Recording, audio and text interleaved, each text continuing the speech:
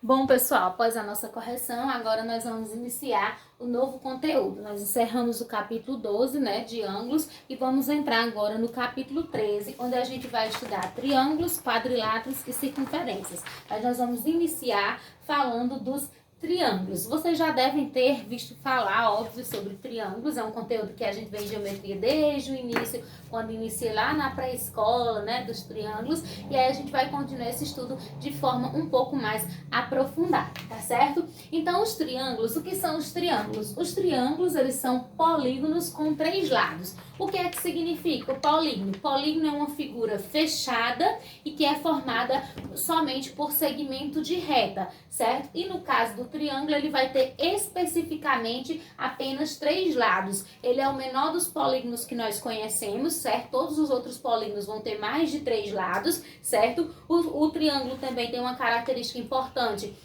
que é conferir rigidez, ou seja, se você forma uma estrutura de madeira no formato do triângulo, ela é bem mais rígida, bem mais forte, apresenta mais dificuldade de modificar o seu formato do que uma estrutura que seja formada com um quadrado ou um retângulo, por exemplo, tá certo? Então, num triângulo, aqui tem um triângulo que eu desenhei para vocês. No triângulo, a gente pode identificar os seguintes elementos: vértices, lados e ângulos internos. Os vértices são as pontinhas, porque na verdade o vértice é definido como a união de 2 semirretas. Então, em cada uma dessas pontinhas, eu tenho a união de 2 semirretas. Então, eu tenho um vértice. Então, aqui eu tenho outro vértice e aqui também. Então, no caso desse triângulo, os vértices vão ser A, B e C. E aí você indica os vértices com letra maiúscula, tá certo?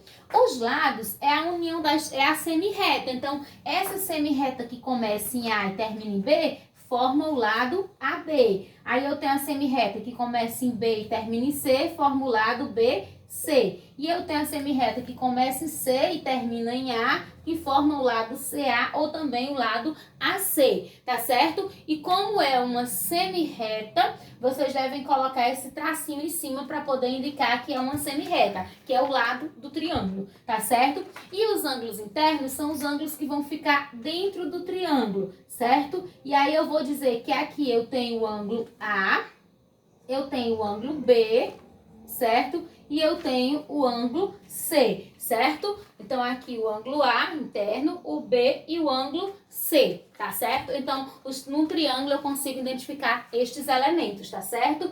Os triângulos, eles vão ser classificados quanto aos lados e quanto aos ângulos. Nessa primeira classificação aqui, ó, eles são classificados eles são classificados quanto aos seus lados, certo? Então, aos lados, deixa eu colocar aqui só lados mesmo, para ficar melhor vocês compreenderem. Então, quanto aos seus lados, os triângulos podem ser classificados em equiláteros, isósceles e escaleno. Um triângulo é dito equilátero quando ele tem os 3 lados iguais, com a mesma medida, certo? Ou congruentes. O triângulo é dito isósceles quando ele tem 2 lados com a mesma medida, 2 iguais, 2 congruentes e um diferente. Então, 2 lados iguais. E o triângulo é dito escaleno quando ele tem os 3 lados com medidas diferentes. Então, 3 diferentes, tá certo? E os triângulos também podem ser classificados quanto aos seus ângulos, que é o que acontece nessa segunda classificação aqui, que eu coloquei aqui embaixo. Então, quanto aos ângulos, os triângulos podem ser classificados em retângulo, acutângulo e obtusângulo. Então, o que é que significa isso? O triângulo é dito retângulo quando ele possui um ângulo reto, que é um ângulo de 90 graus. O triângulo, deixa eu colocar aqui, ó, um ângulo reto, um ângulo de 90 graus. O triângulo é dito acutângulo quando ele tem todos os seus lados agudos, ou seja, maiores que 0 e menor que 90 graus. Então, tem os 3 ângulos menores que 90.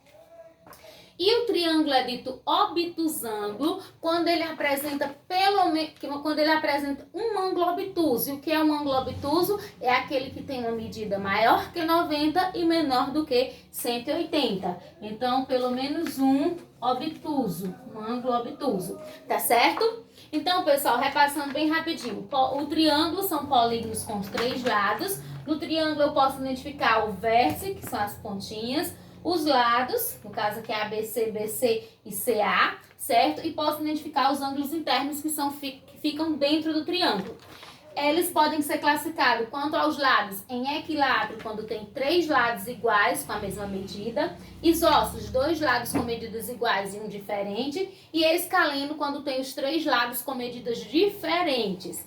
Podem ser classificados quanto aos ângulos em retângulos, acutângulo e obtusângulo, tá certo? Então, o triângulo é dito retângulo quando ele tem pelo menos um lado igual a 90 graus. Um lado não, pessoal, ângulo. Então, o triângulo é dito retângulo quando ele tem pelo menos um ângulo igual a 90 graus, um ângulo reto.